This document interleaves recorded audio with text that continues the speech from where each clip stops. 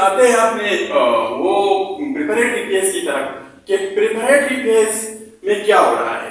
तो रिएक्शन की तरफ देखे आप, ये रिएक्शन की तरफ देखे आप, इधर से रिएक्शन स्टार्ट हो गई।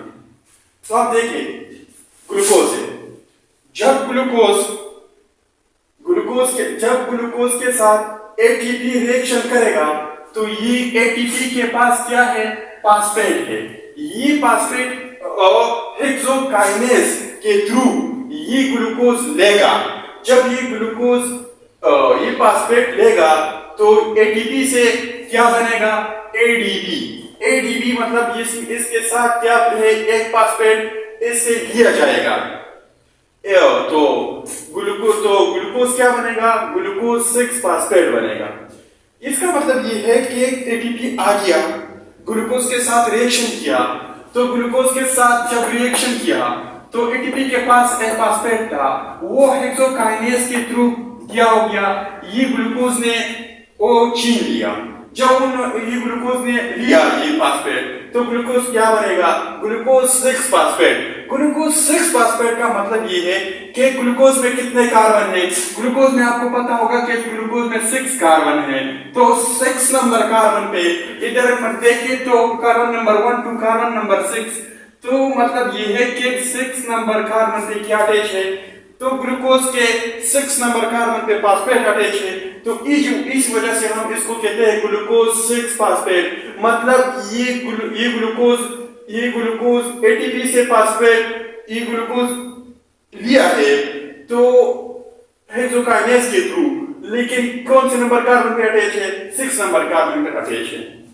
जब ये ग्लूकोज 6 फास्फेट आइसोमराइज हो जाएगा, आइसोमराइज आपको पता है कि आइसोमराइज किसको कहते हैं, कि आइसोमराइज जिसकी मतलब structure formula empirical formula same हो लेकिन स्ट्रक्चर फार्मूला डिफरेंट हो, इसको आइसोमराइज कहते हैं। तो आइसोमराइज होगा कि किसको होगा, फ्रक्टोज को होगा।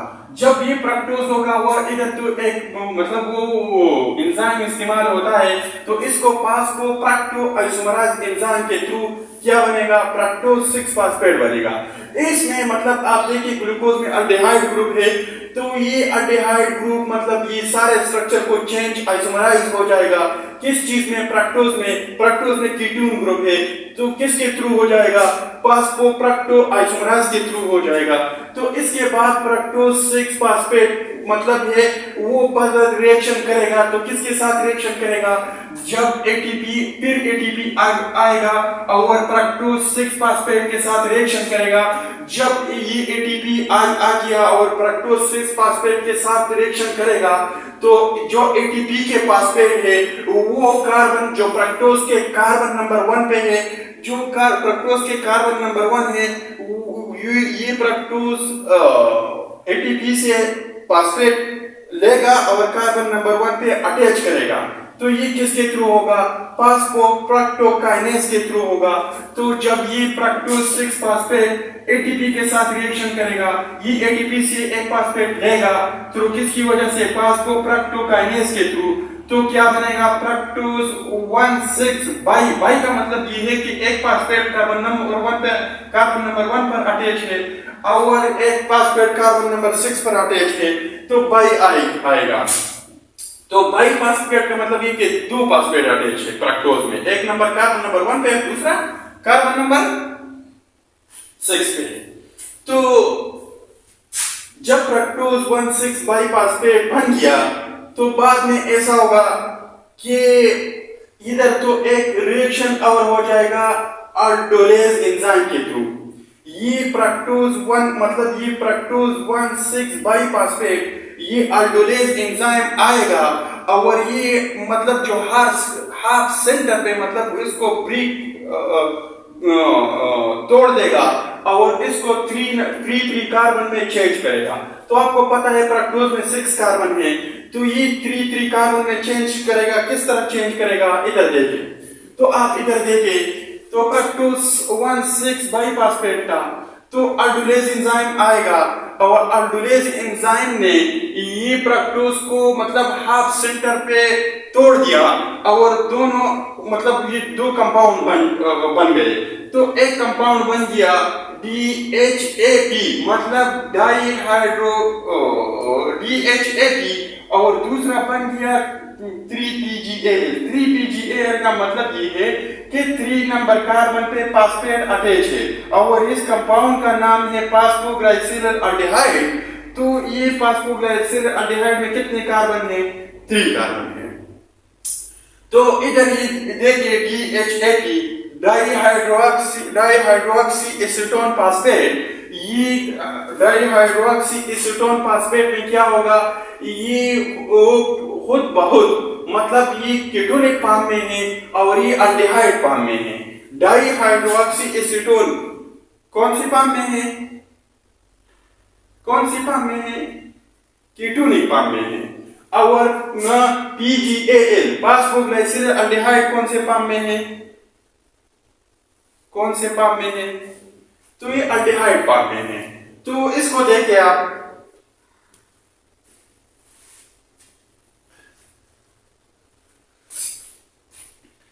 ये DHAP डाईहाइड्रोक्सी एसीटोन फास्फेट, ये क्या होगा?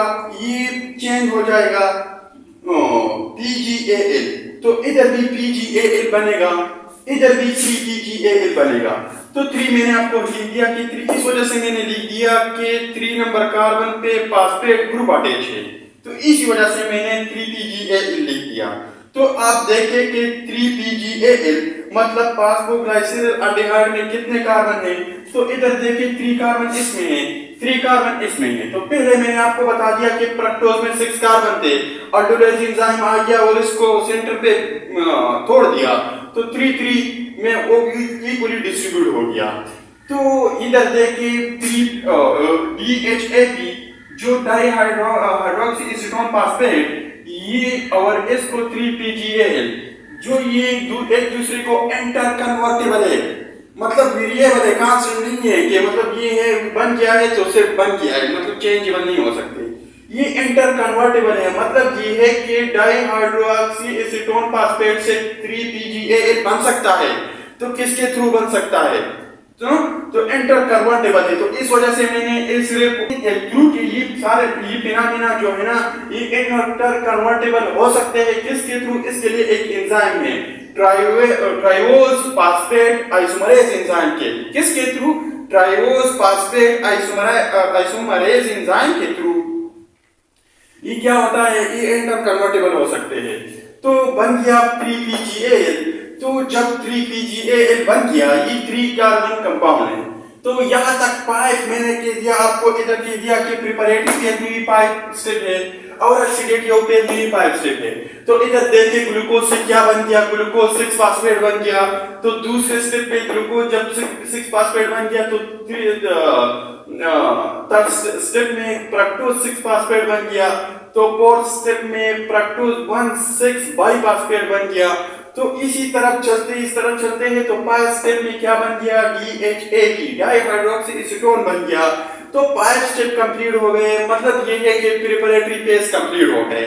तो मैं आपसे क्वेश्चन करूंगा कि प्रिपरेटरी फेज में कितने ATP इस्तेमाल हुए?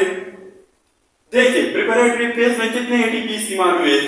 तो एक ATP इधर इस्तेमाल हुआ है, तो एक ATP इधर इस्तेमाल हुआ है।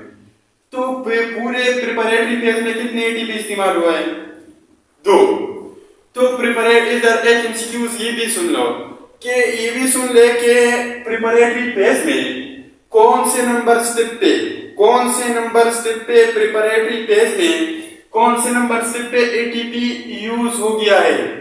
Step 1 and 4, step 1 and 2, step 1 and 3, step 4 and step 3। कौन से नंबर पे? तो देखिए स्टेप नंबर 1 और स्टेप नंबर 3 पे ATP प्रिपरेटरी फेज में ग्लाइकोलाइसिस में इस्तेमाल हुआ है। तो 5 स्टेप कंप्लीट हो गया है, मतलब प्रिपरेटरी फेज कंप्लीट हो गया। तो इसके 5 स्टेप के बाद जो आते हैं ऑक्सीडेटिव फेज, ये भी 5 स्टेप का है।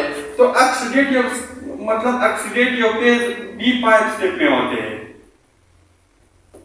ये भी 5 स्टेप में होते हैं। तो आप इधर देखिए ये 3PGAL फास्फोग्लाइसिल एल्डिहाइड से क्या हो गया?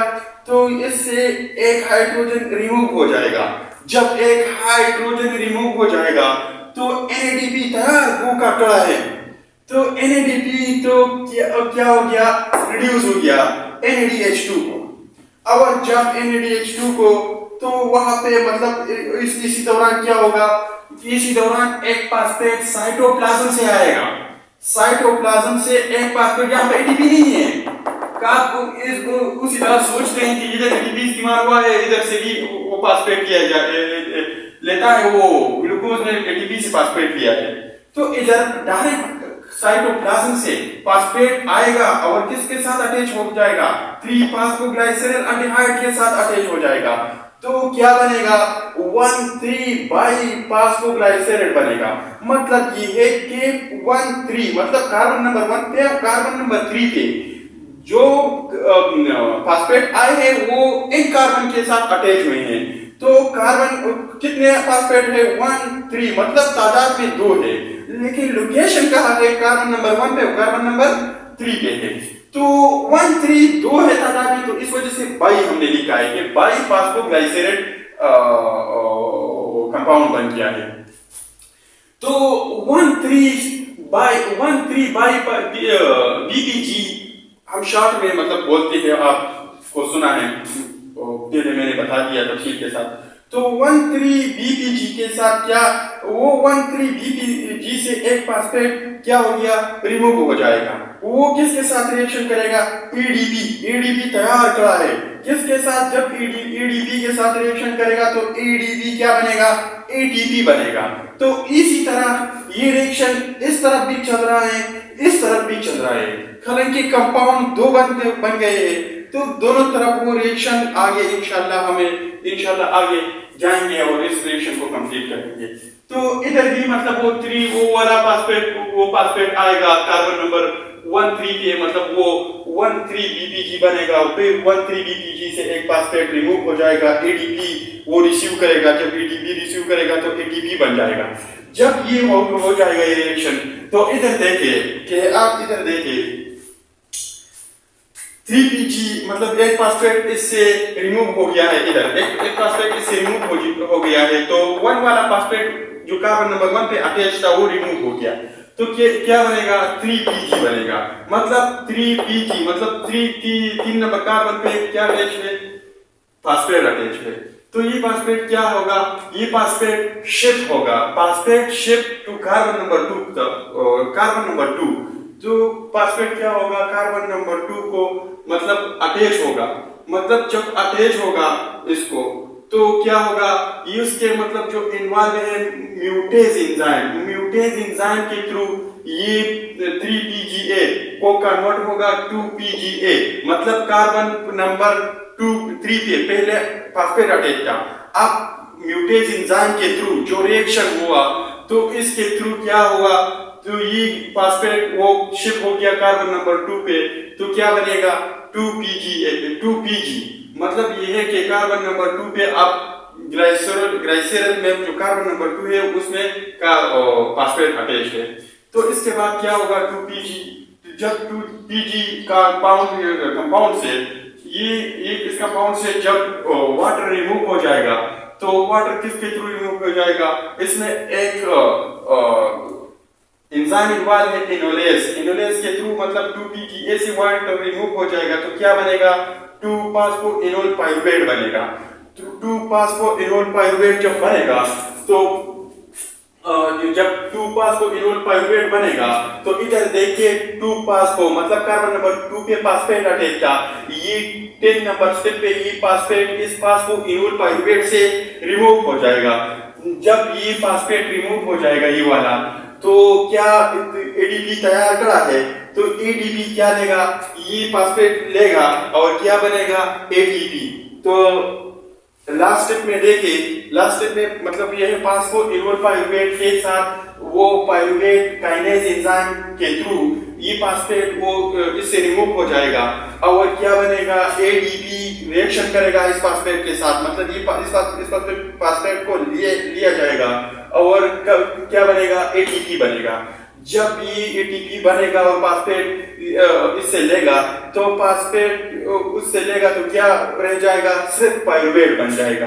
पायरुवेट लास्ट में क्या बनेगा, मतलब ये है कि फास्फेट एटीपी ने लिया, एटीपी आ गया और फास्फेट लिया, एटीपी बन गया।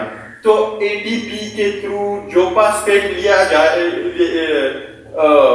लेता है तो कंपाउंड क्या बनेगा, पायरुवेट बनेगा। तो लास्ट कंपाउंड जो कार्बोहाइड्रेट जो ग्लाइकोलाइसिस के है तो क्या है, पायरुविक एसिड है। तो पायरुविक एसिड है वो भी मतलब है 3 कार्बन कंपाउंड है।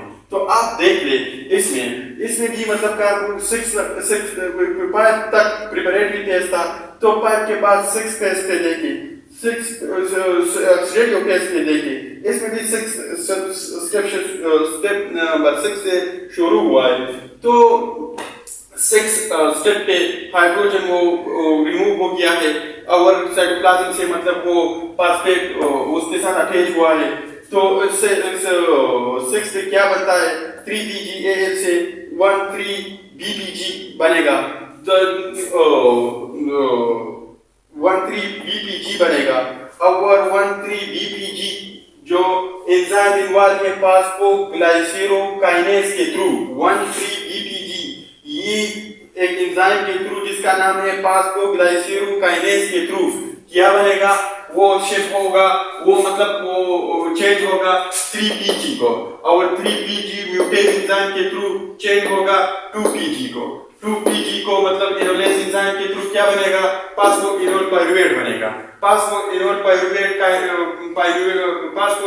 पायरुवेट चेंज होगा किसके थ्रू, पायरुवेट काइनेज के एंजाइम। तो क्या बनेगा लास्ट में, पायरुवेट।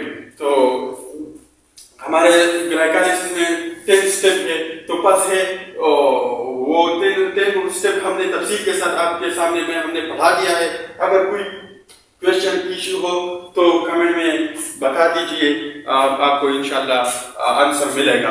तो दोबारा इसको हम रिव्यू देते हैं कि ग्लूकोज से क्या बनेगा, ग्लूकोज 6 फास्फेट से क्या बनेगा, ग्लूकोज 6 फास्फेट से फ्रक्टोज 6 फास्फेट, तो फ्रक्टोज 6 फास्फेट से फ्रक्टोज 1,6 बाइफास्फेट बनेगा। तो फ्रक्टोज 1,6 बाइफास्फेट से क्या बनेगा, DHAP डाइहाइड्रोक्सी एसीटोन और दूसरा कंपाउंड फास्फोग्लाइसरल एल्डिहाइड बनेगा। तो इस तरह के 3PGAL बनेगा और 3PGAL के साथ साथ जब ये फास्फेट अटैच हो जाएगा तो 1,3-BPG बनेगा। 1,3-BPG के बाद जो है ना वो एक एंजाइम म्यूटेज एंजाइम के बाद जो म्यूटेज एंजाइम रिएक्शन करेगा तो 2PG बनेगा और 2PG को मतलब इनोलेज एंजाइम के थ्रू फास्फोइनोल पायरुवेट बनेगा और लास्ट में पायरुविक एसिड बनेगा through enzyme pyruvate kinase enzyme के थ्रू, जो लास्ट में पायरुविक एसिड बनेगा। ये भी 3 कार्बन कंपाउंड है। Thank you so much. खुदा हाफिज।